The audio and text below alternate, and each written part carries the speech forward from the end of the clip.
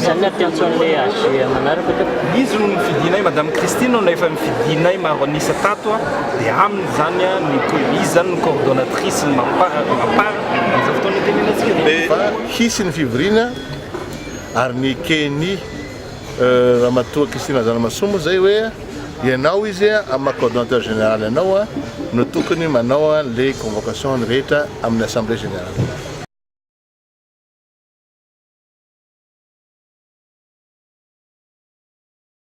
Zahay hitanareo dia mapara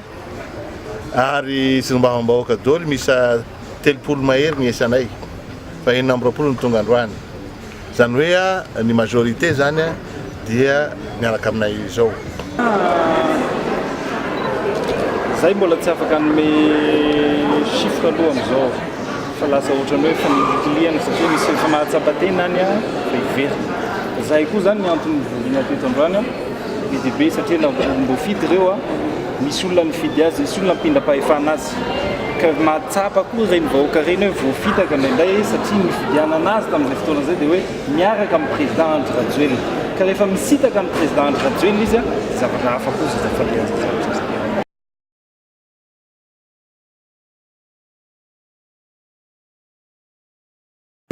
Ny ataonay ato déjà aloha mampahafantatra amin'ny fampizara ny information rehetrarehetra amin'ny base akoa mijery zay fomba andaminana an'ilay fitohizan'ilay fitantanan'ilay mapara isiany AG plus tard zany dia anapakevitra. Saika nisy fivorina androany fivorina assemblée générale moa le izy nefa avy eo dia natao hoe fivorina samy solombamoaka mapara zay ny tongavanay teo fa niantso ahy amin'ny telefôna ny madame Christine Zanamasoa nilaza hoe aleo ahembotra